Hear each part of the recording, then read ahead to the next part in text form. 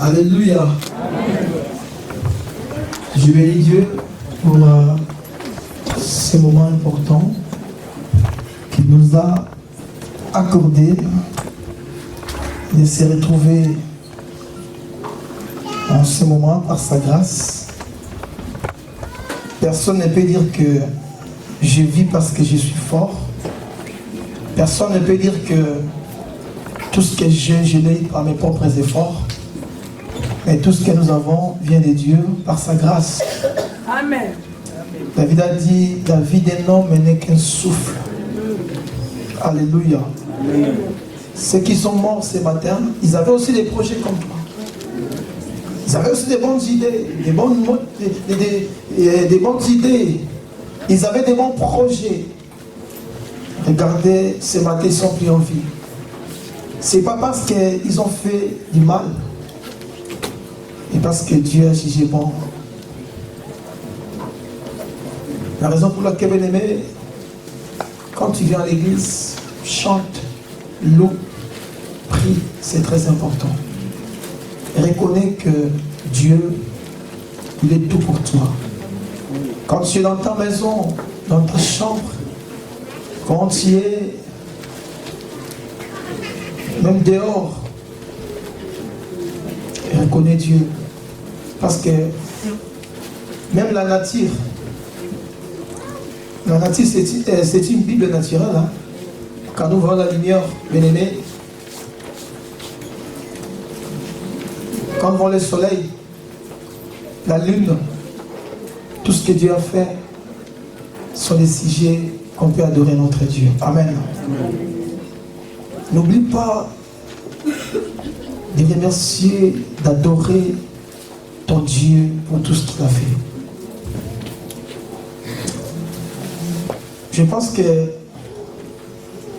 nous sommes dans l'année du nouveau départ, comme ça a été annoncé depuis le 31 décembre. Un nouveau départ avec Dieu, un nouveau départ avec notre Seigneur.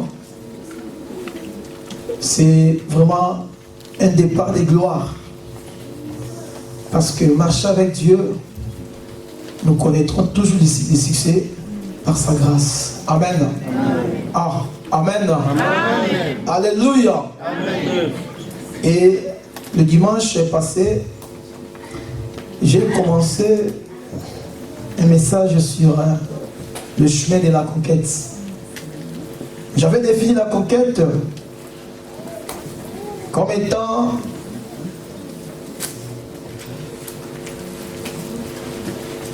l'action de conquérir. J'avais dit, ça vient du mot conquérir, qui veut dire être victorieux ou avoir la victoire. Parce que, bien aimé, Dieu, son souhait, que tu réussisses dans tout ce que tu fais. Alléluia. L'échec, ce n'est pas la volonté de Dieu.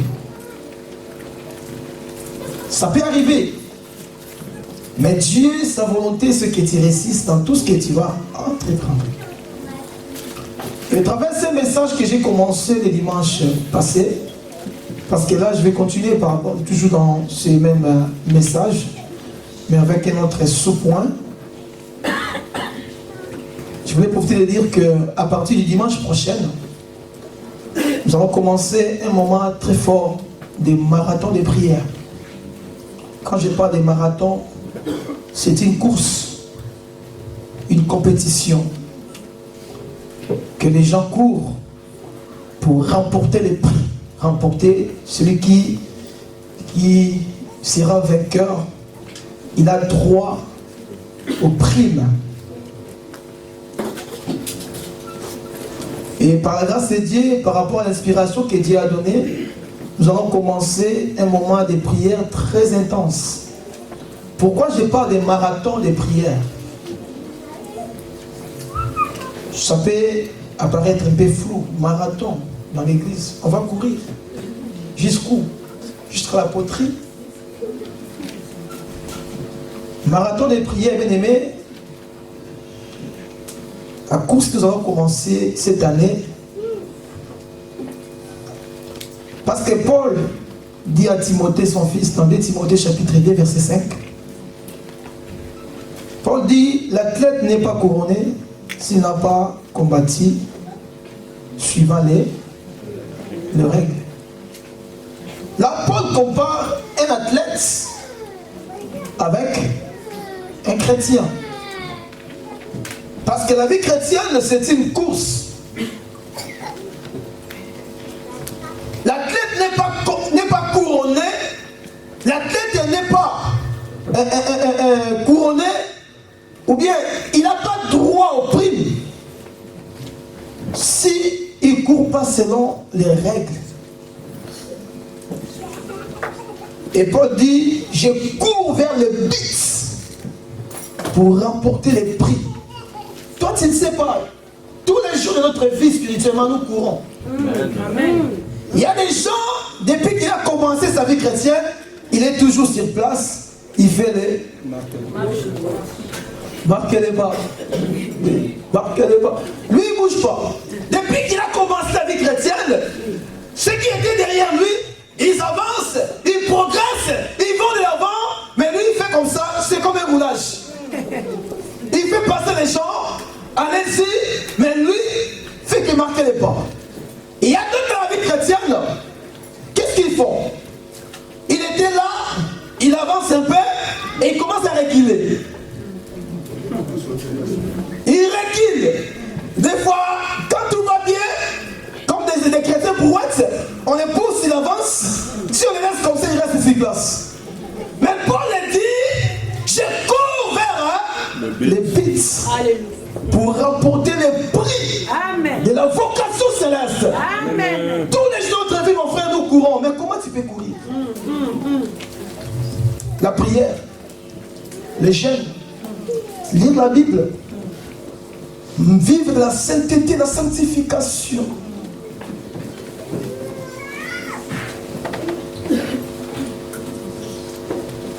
Alléluia. Amen. Et c'est par là que Dieu nous a fait grâce de comprendre que les temps nouveaux, il y a une saison qui vient de s'ouvrir. Cette saison de la course spirituelle. Là, ça demande, comme Christ a dit, depuis le temps de Jean-Baptiste, de rendre des cieux forcés. Tu dois être violent, violente pour s'en emparer. La prière va commencer le dimanche prochain.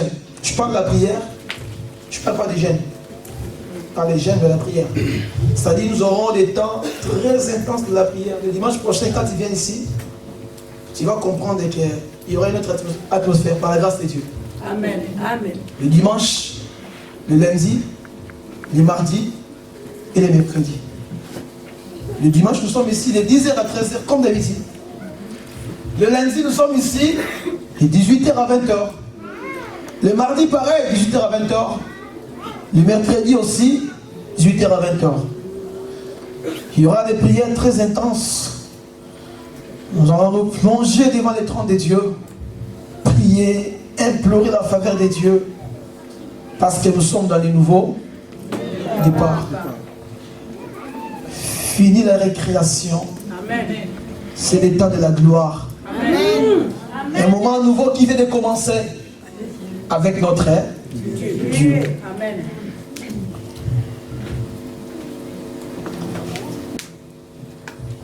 Nous allons lire quelques portions des Écritures rapidement. Après, nous allons passer à autre chose.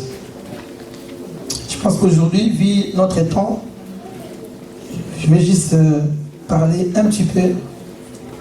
Mais c'est un message, je vais pouvoir continuer ça, si Dieu le veut, prochainement. Ouais.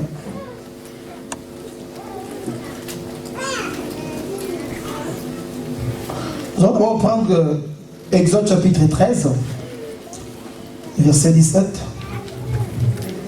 et verset 18. Exode chapitre 13, le verset 17, le verset 18.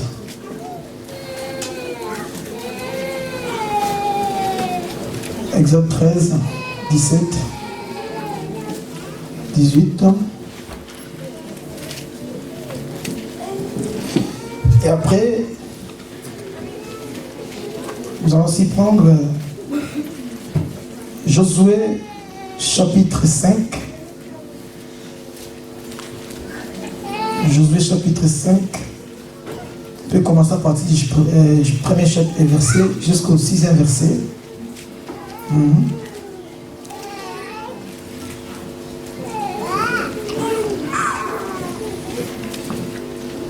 Josué chapitre 5, du premier verset jusqu'au 6e verset. On aura pas mal de versets que nous allons pouvoir lire par la grâce de Dieu.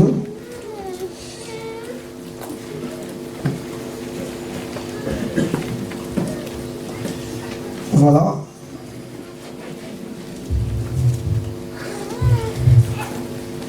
Nous allons lire la Bible. Nous allons commencer par... Alléluia. Oui, vas-y ma fille. Si on peut s'élever s'il vous plaît. Par l'amour du Seigneur, levons-nous pour pouvoir honorer la parole de Dieu. Merci. Je lis la parole, le livre d'Exode, chapitre 13, verset 17 au verset 18. Je lis au nom de Jésus. Amen. Lorsque Pharaon laissa aller le peuple, Dieu ne le conduisit point par le chemin du pays des Philistins, quoique le plus proche. Car Dieu dit, le peuple pourrait se repentir en voyant la guerre et retourner en Égypte. Mais Dieu fit faire au peuple un détour par le chemin du désert vers la mer Rouge. Les enfants d'Israël montèrent en armes hors du pays de l'Égypte. Amen. Amen. Deuxième passage. Deuxième passage, Josué 5, du premier verset au 6e, je lis au nom de Jésus. Amen. Lorsque tous les rois des Amoréens de l'Occident du Jourdain et tous les rois des Cananéens près de la mer apprirent que l'Éternel avait mis à sec les eaux du Jourdain devant les enfants d'Israël jusqu'à ce que nous y passés, ils perdirent courage et firent consterner à l'aspect des enfants d'Israël. En ces temps-là, l'Éternel dit à Josué, fais-toi des couteaux de pierre, circoncis du nouveau les enfants d'Israël une seconde fois. Josué s'est fit de couteaux de pierre et il circoncis les enfants d'Israël sur la colline d'Aralos. Voici la raison pour laquelle Josué les circoncis. Tout le peuple sorti de l'Égypte, les mâles, tous les enfants de guerre étaient morts dans le désert pendant la route après leur sortie de l'Égypte.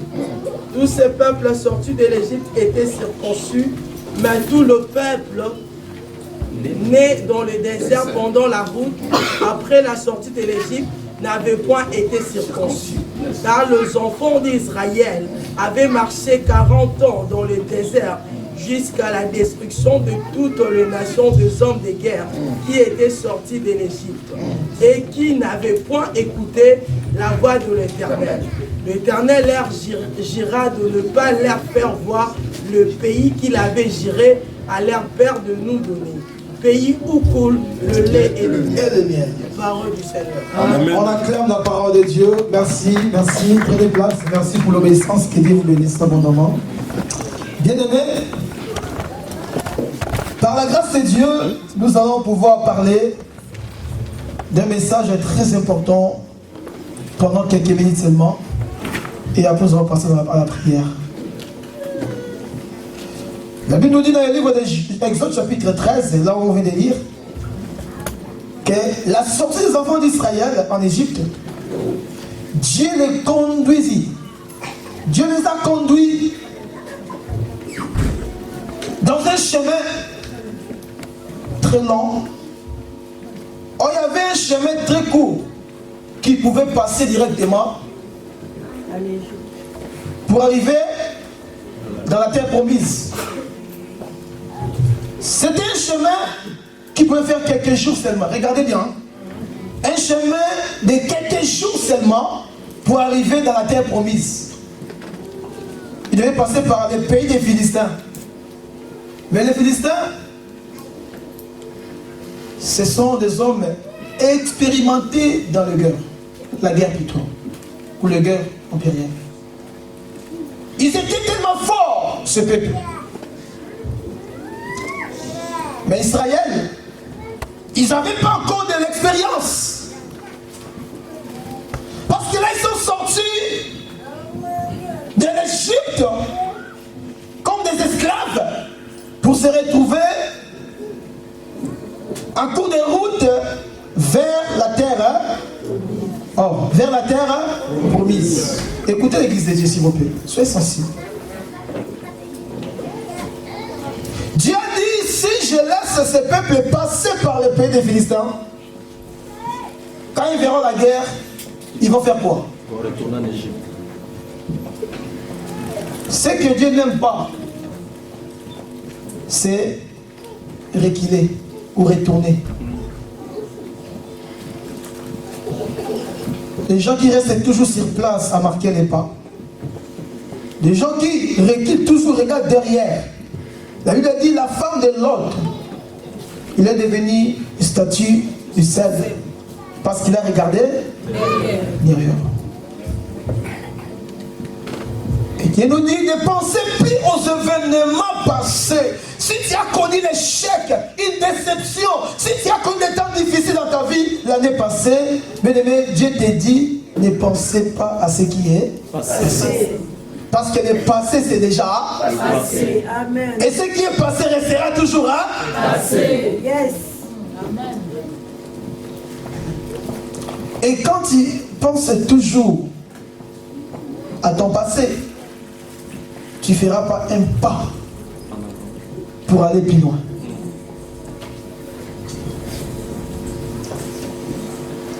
Dieu dit, si je laisse ce peuple passer par le pays des Philistins, quand ils verront la guerre, ils vont reculer. Ils vont fuir pour retourner en Égypte. Oh Dieu! Quant à lui, le fait de libérer ce peuple d'Égypte, ils vont plus retourner. Oh, l'Égypte, c'est l'image du monde. Amen. Il y a des gens qui ont reçu Christ comme Seigneur et Sauveur, mais aujourd'hui sont en train de reculer encore en Égypte. Parce que l'Égypte, c'est l'image du monde. Reculer en Égypte, bien aimé, c'est échouer dans la vie.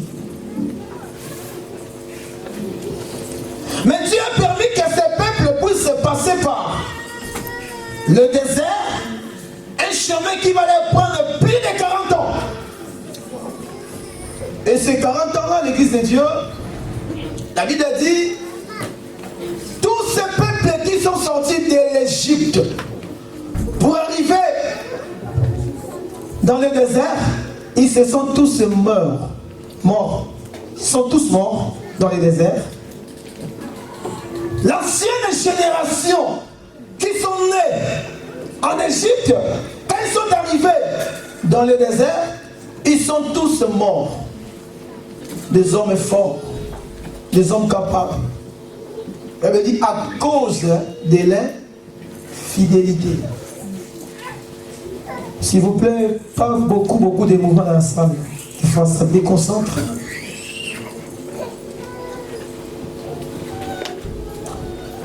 La Bible dit que ce peuple, ils sont tous morts. L'ancienne génération sont morts dans le désert. Et ce qui s'est passé, c'est quoi? La Bible dit que quand l'ancienne génération sont morts dans le désert, la nouvelle génération a pris les relèves. Et c'est la nouvelle génération que Dieu a réussi à marcher avec eux jusqu'à là, pouvoir conquérir. Et c'est la nouvelle génération qui a reçu à pouvoir prendre possession de la terre. Remarquez bien, l'ancienne génération qui sont sortis de l'Égypte, arrivés dans le désert, ils sont morts. La nouvelle génération qui ont pris le relève à partir du désert, ils sont nés dans le désert, c'est eux maintenant qui vont posséder le pays que Dieu a promis à Israël là où coule le lait et le miel. C'est ça mon message d'aujourd'hui. Je vais parler de la nouvelle génération. Pas mondaine, hein. S'il y a des clients ici qui disent ah, nouvelle génération.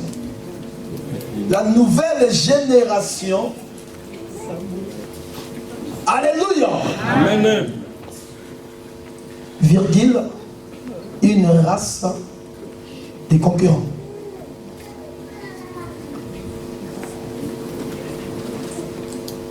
L'ancienne génération doit mourir afin que la nouvelle génération puisse prendre les relèves pour avancer. Parce que l'ancienne génération, ils n'ont pas le droit de conquérir.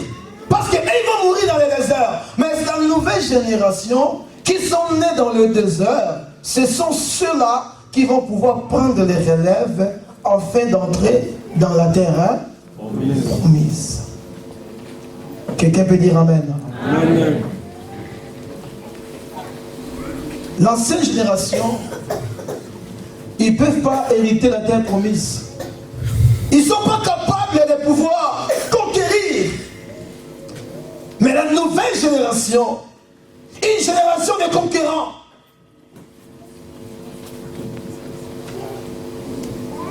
La race de vainqueurs, ce sont ceux-là qui vont pouvoir voir l'accomplissement des promesses de Dieu.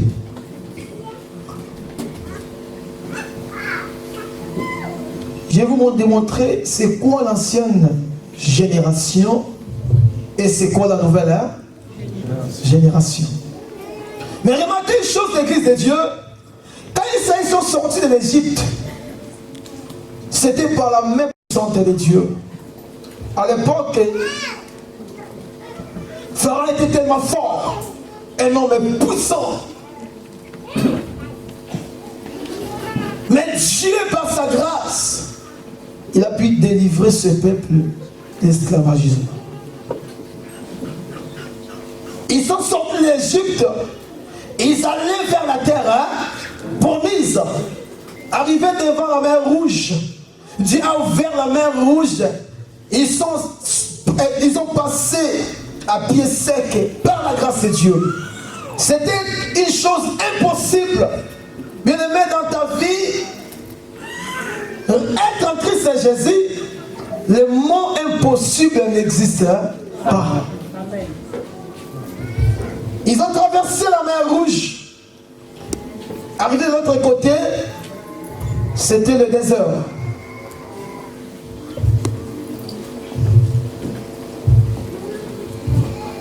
Dans le désert, bien aimé, Dieu a permis le désert pour ce peuple afin de leur préparer.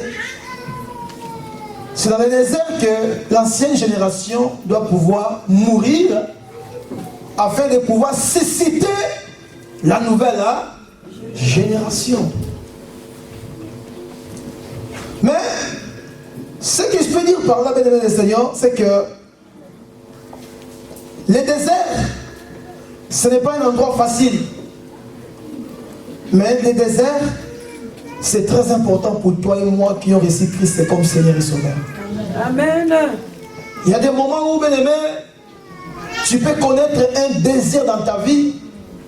Tu peux connaître des moments difficiles dans ta vie. C'est un désert que tu traverses. Mais un élu ne meurt pas dans le désert. Amen. Une personne choisie par Dieu, peu importe la durée, les temps que tu traverses dans le désert, Dieu ne te laissera pas mourir dans ce désert-là. Des grands prophètes que Dieu a utilisés puissamment, ils sont tous passés par les déserts. Amen. Des hommes comme Moïse, des hommes comme David, oui.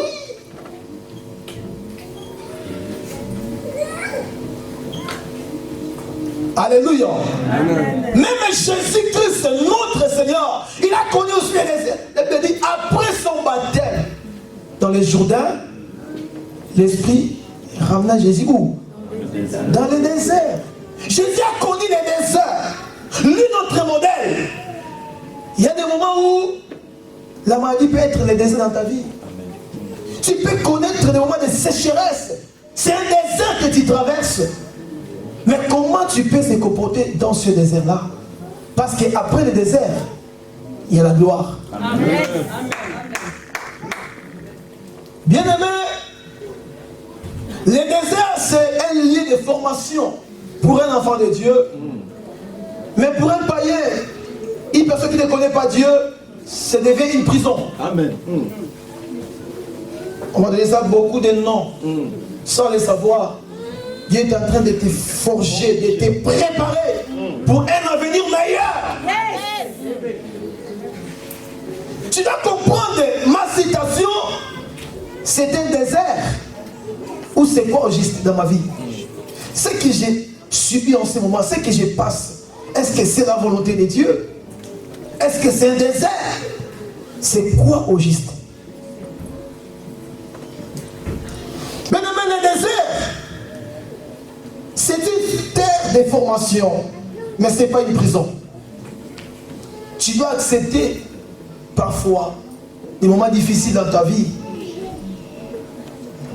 Au lieu de continuer toujours à murmurer contre Dieu, mais des fois il faut accepter, entrer dans l'état de Dieu et permettre à Dieu de te préparer comme il veut.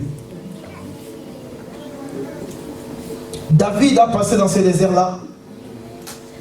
Pendant que ses frères étaient encore dans le champ de bataille, en train de combattre avec Goliath, David était dans le champ il était là dans le désert, en train de paître les troupeaux de son père. Et là, dans le champ, je peux dire, et là, bien aimé, c'était un lieu de formation. Là où Dieu préparait David, c'est là où il a tué Goliath. Pendant ce là où il a tué l'ours, là où il a tué les lions, c'était là son terrain de préparation. Et quand David est arrivé devant Goliath, il était comme un bébé Goliath. Amen. Si j'ai tué l'ours, si j'ai tué les lions, alors toi Goliath, qui tu es? Une personne qui a passé par le désert n'a pas peur des circonstances dans sa vie. Amen. Et toi tu ne sais pas ton désert, Dieu le permet. Des choses que tu passes dans ta vie, Dieu le permet.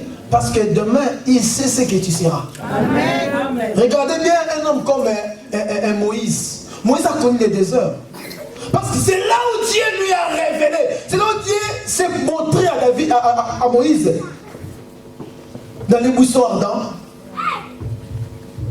Dieu a rencontré Moïse dans le désert. Et Dieu savait que, comme toi tu connais bien les déserts, je dois te préparer parce que c'est toi qui vas pouvoir conduire ces peuples où? Dans le désert. Si tu ne connais pas le désert, tu ne sauras pas conseiller quelqu'un qui est dans le désert. Amen. Amen. Si tu ne connais pas le désert, tu ne peux pas, bien aimer, aider ceux qui vivent dans ces moments, dans des moments difficiles. Amen. Moïse, un homme du désert, Dieu l'a préparé parce qu'il savait que mon peuple va passer par ce chemin. Il faut que je prépare un Moïse pour pouvoir aider, conduire ce peuple où? Dans le désert. Mais un Moïse qui ne connaît pas Canaan ne peut pas rentrer dans le Canaan. Il ne peut pas entrer. Mais un Josué qui a été exploré Canaan, Josué connaît Canaan. Il a vu Canaan. Il a goûté les fruits du Canaan. La raison pour laquelle c'est Josué qui va pouvoir faire entrer ce peuple où? Dans les Canaan. Parce que en Canaan, Moïse, toi tu connais pas. Moïse, toi tu connais les déserts.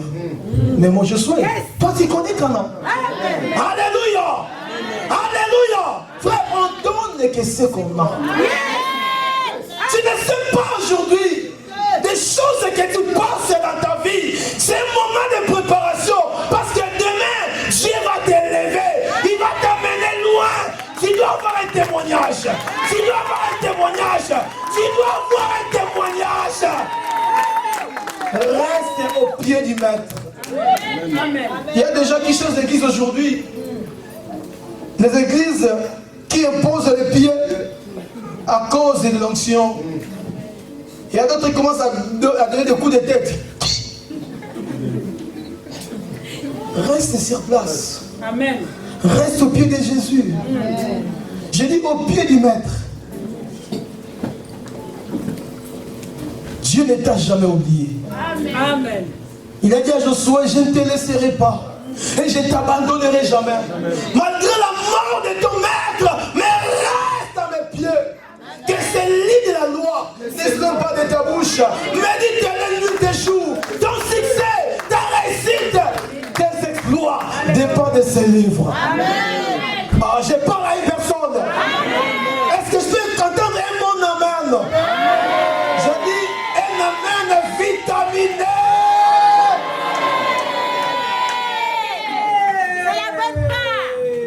Ça c'est bien. Alléluia. Le désert, c'est un lien de la révélation. Amen. Sans le désert, Moïse ne peut pas rencontrer Dieu face à face. Moïse a vu les buissons ardents. La voix qui sort. Oh, il a voulu s'approcher. Dieu a dit ne t'approche pas, car les liens qui se trouvent sont. Enlève tes sandales. C'était où? C'était où?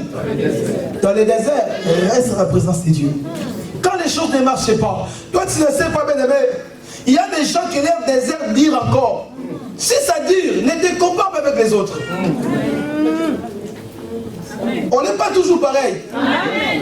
Il y a des gens qui ont passé le désert de 2 ans seulement. Il y a d'autres de 12 mois. On n'est pas pareil. Toi tu vas s'épuiser avant, mais moi je vais continuer. Il y a des moments où Dieu permet que ta situation perdure encore. Ceux qui sont venus après toi, ils ont considéré leur vie, mais toi tu es toujours là. Attends, ton tour va arriver.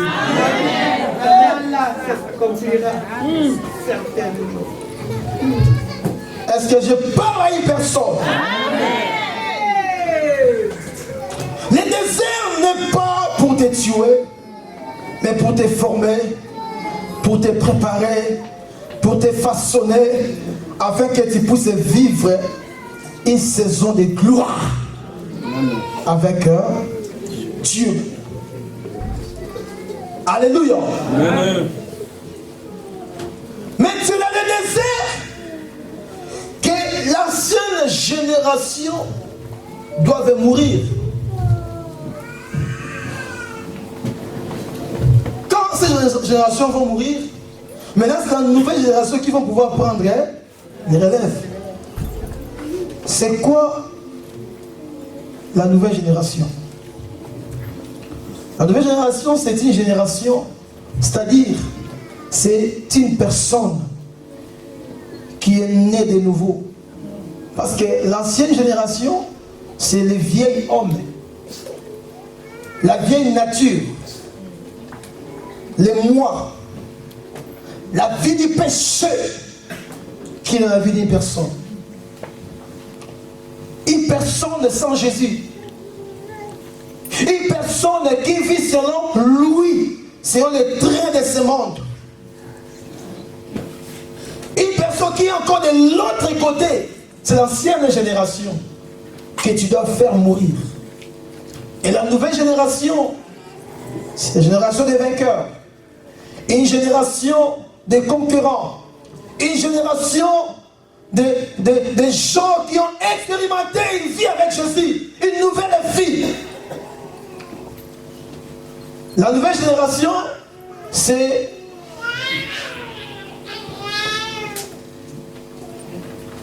une personne nouvelle, une personne qui est née de nouveau. Une personne que sa vie ne dépend plus de lui-même, mais une personne qui vit selon Dieu. Une personne qui ne décide plus de ce qu'il va faire, mais qui laisse sa vie être conduite par Dieu. C'est là où je vais parler maintenant de la nouvelle naissance. C'est un message que je vais continuer la semaine prochaine. Mais juste pour vous dire que, bien aimé, la nouvelle naissance, c'est la naissance d'en haut. Là, nous voyons dans Jean chapitre 3, là où Christ est en train de parler avec Nicodème. Tu ne peux pas conquérir avec l'ancienne nature. Tu ne peux pas vivre les promesses de Dieu avec l'ancienne nature. La conquête, bien aimé, déjà commencer à partir du dénombrement. Écoutez-moi très bien, je vais arrêter par là. Quand ils sont sortis d'Égypte dans le livre des Nombres, Dieu dit à Moïse, tu vas faire les dénombrements. C'est-à-dire quoi? Ça s'appelle quoi? Le recensement. Le recensement. Oui, c'est ça le mot. Oui. Recensez-moi ce peuple. C'est Dieu qui dit ça. Parce que la conquête, Dieu a déjà parlé à Moïse. C'est Moïse qui a dit, qui a pris les 12 espions, vous vous souvenez? Amen. Pour pouvoir les envoyer où? À Canaan, pour aller explorer les pays. Prochainement, si Dieu le veut, nous parlerons de l'exploration de la terre promise. Quand ils sont arrivés là-bas, ils étaient 12. 10 ils sont venus, ils ont dit, laisse tomber, oh. Parce que là, c'est compliqué, oh. Parce que là, on a rencontré les fils d'Anak, oh. Ces gens très géants, très costauds. Nous, devant leurs yeux, on se rend compte c'est-à-dire on est comme des sauterelles, des miettes, des hommes costauds. Josué et Caleb ont dit non, laisse tomber. Oh. Nous avons des promesses. Amen. Amen. Dieu nous a promis Canaan. Une personne qui a la promesse n'a pas peur des fils d'Anak. Alléluia. Il n'a pas peur d'un géant qui est devant lui. Amen. Car ils te feront la guerre, mais ils ne te régleront pas. La promesse de Dieu en toi te fera grand. Amen. Tu n'as pas peur de la mort. Tu n'as pas peur des maladies. Tu n'as pas peur des circonstances qui t'environnent. Car celui qui te garde, il ne sommeille ni ne dort. J'ai parlé à une personne. Amen. Bien-aimé dans le Seigneur, écoutez-moi s'il vous plaît. Dieu dit à Moïse, prends-moi le temps de recenser ce peuple, ce qu'on appelle le dénombrement. Tu vas commencer à recenser tous les tribus, les hommes d'élite, les hommes de guerre. Prépare-moi ça, je vais voir comment sont mon peuple. Pourquoi Dieu a demandé à Moïse de recenser ce peuple? Je me demande cette question, je dis Seigneur, révèle-moi ça.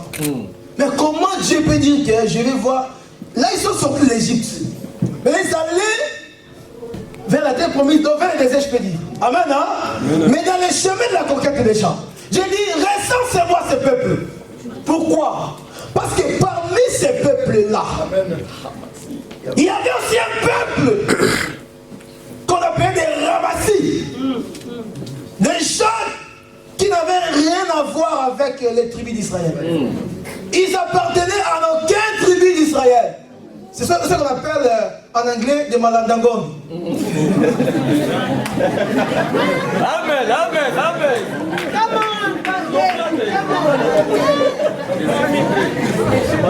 Et en français, c'est ça des super. Est-ce qu'on vient acclamer notre Dieu? Alléluia. Ça, c'est parler en langue. Ces gens bien-aimés, ce sont des suiveurs.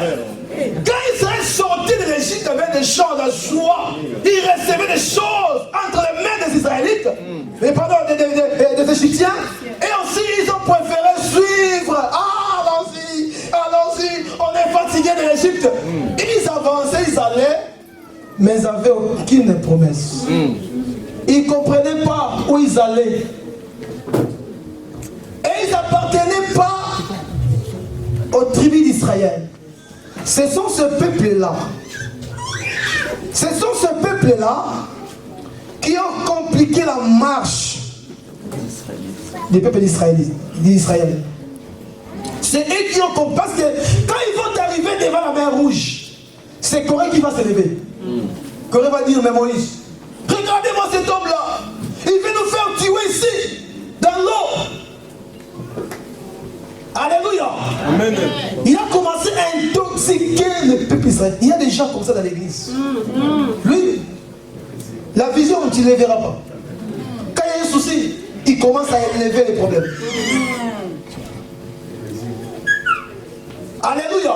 Amen. Les ramassis, ils n'ont ni part, ni souvenir. Mais ils sont là seulement pour souvenir. problème.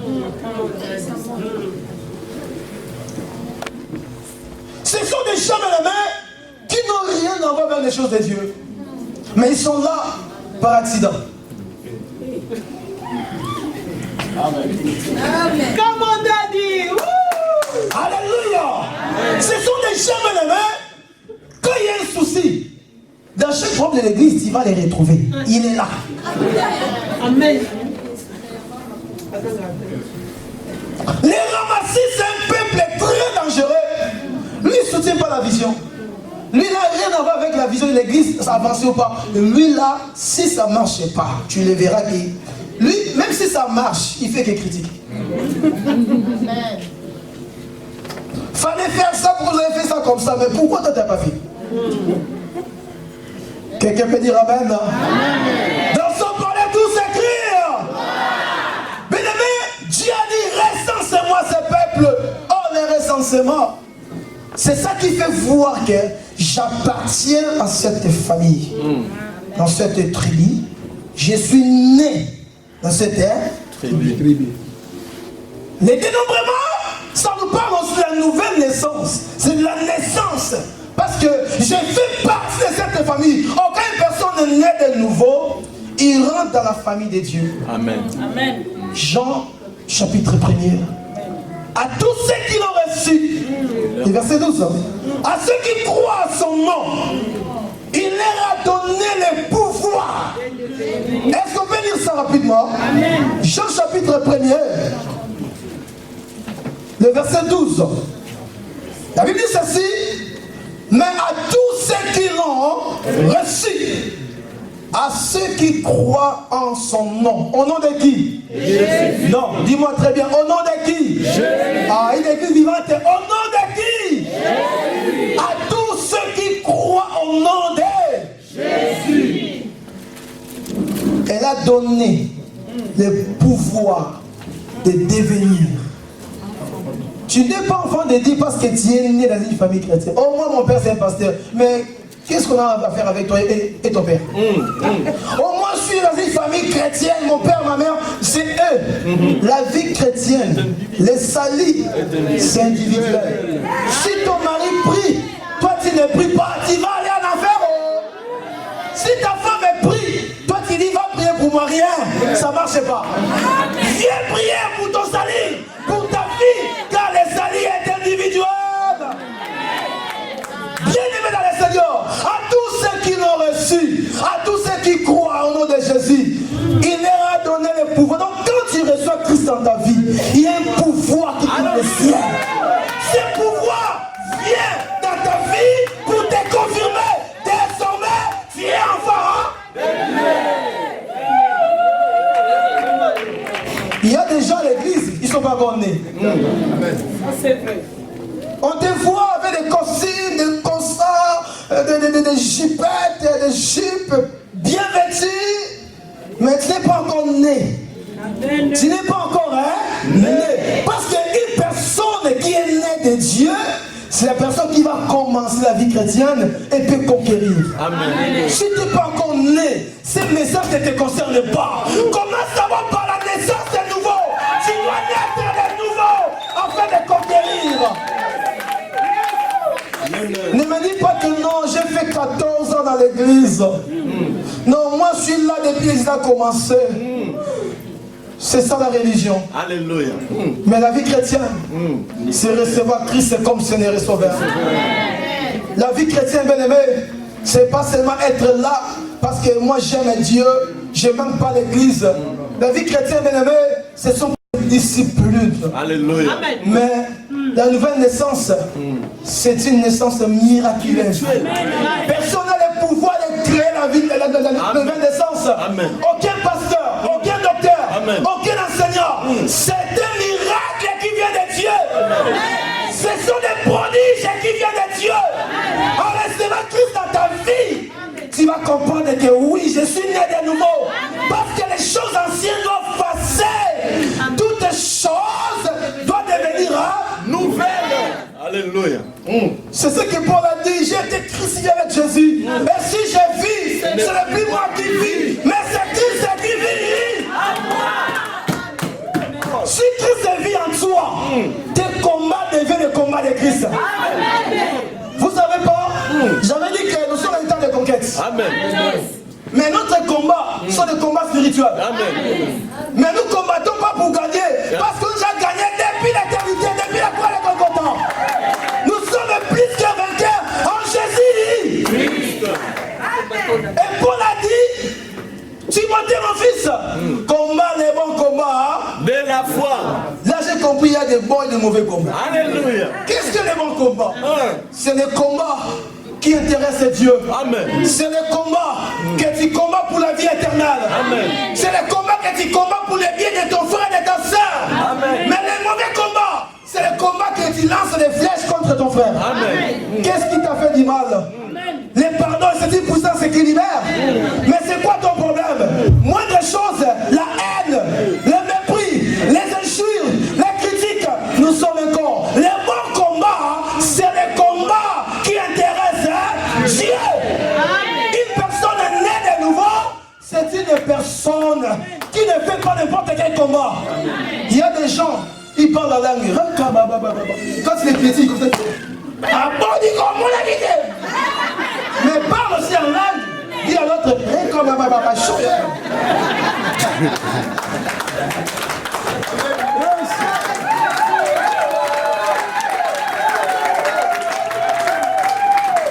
personne qui t'a pétrifié, il n'a pas vu.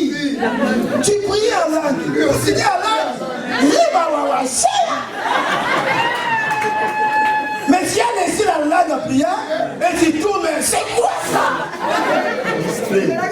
La distraction. Cela prouve que, en réalité, une personne n'est pas encore née de nouveau. Amen. Tu parles bien la langue à l'église, tu pries bien, mais moindre problème, il y a une autre langue qui va commencer. Moi je ne joue pas. Et qui joue alors? Moi je blague pas, mais qui blague alors? Si je vis, ce n'est plus moi qui vis, mais c'est Christ qui vit en moi. Parce que les choses anciennes sont passées. Je ne suis plus l'ancienne personne que vous connaissez, mais ma vie a été transformée, façonnée en Jésus-Christ de mon Dieu. Alléluia. Alléluia. Oh. Il n'y a pas de chrétien chargé. Que Dieu nous aide. Merci. Que Dieu nous aide. Est-ce qu'on peut s'élever? On acclame notre Dieu. On acclame notre Dieu.